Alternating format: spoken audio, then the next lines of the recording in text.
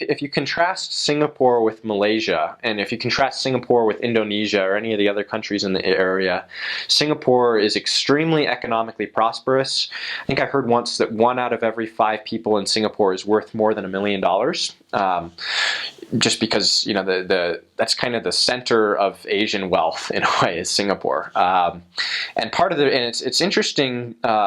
To study how Singapore became that way, because just back in the 1960s, Singapore was a third world country, just like everyone else. But what happened was they had this political leader named Lee Kuan Yew, who kind of came and stayed in power for several decades, but is credited with bringing economic prosperity to Singapore. They emphasized education, they emphasized public infrastructure, and they just kind of, for a few decades, worked really hard to bring Singapore up to a first world country. And now if you look at lists of countries and the standard of living in the country, Singapore is almost always at the top of the list. Their average income per person is higher than what it is in the US. And so, yeah, it's a very impressive country, very well developed economically, especially when you compare with all of the surrounding countries in that region. Housing in Singapore, at least when I was there, was very impressive.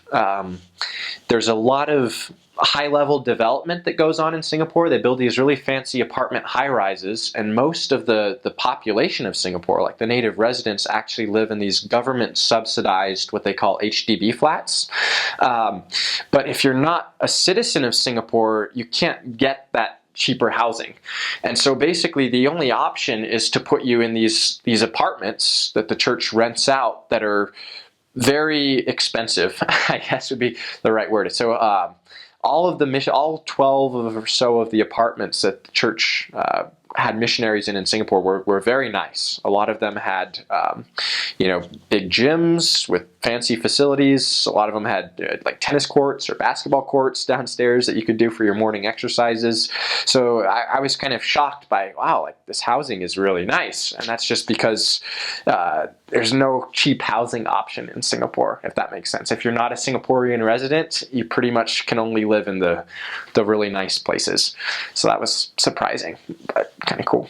There's a lot of neat things to do in Singapore. It's a very popular tourist destination, especially on that hemisphere. I mean, you don't hear as much about people from America going to Singapore from vacation, but in Singapore you see tourists from China, tourists from Vietnam, from Indonesia, from Australia, all over the region. The Singapore Zoo, which we went to once on a P-Day, is usually ranked the #1 zoo in the world. You can imagine that being in Singapore, kind of in Southeast Asia, they have access to a lot of really cool animals from that region. And so the Singapore Zoo is neat.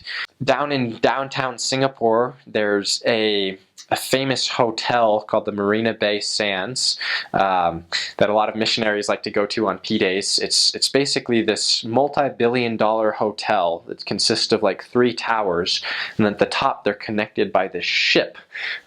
It's like this giant ship that's built across all 3, and the hotel like overlooks the bay, and so it's a landmark icon in Singapore that a lot of missionaries will go to, and they'll take pictures of it or whatnot.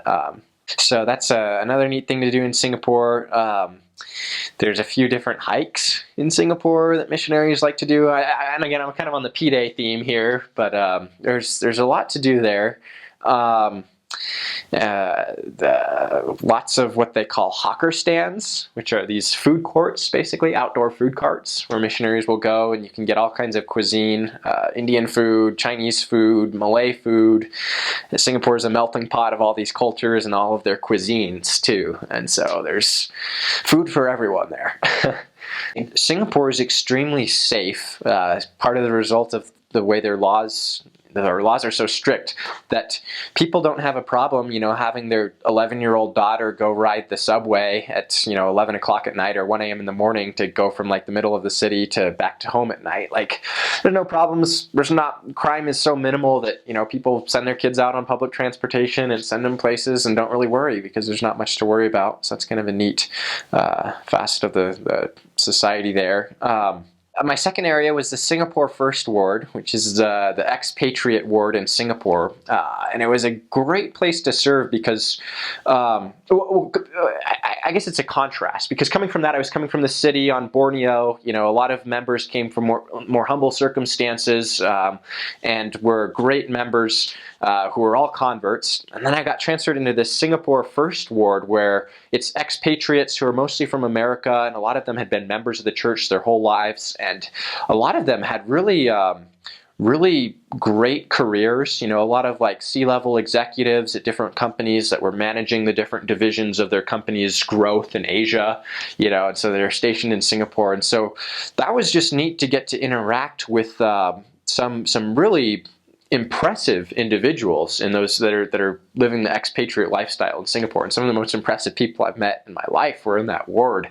And so it was great to get to serve alongside them and to see, how they run the ward and how they run their lives. And so it was neat. They all lived in, great houses in Singapore and were pretty well to do. And so, yeah, very impressive individuals there in that second area.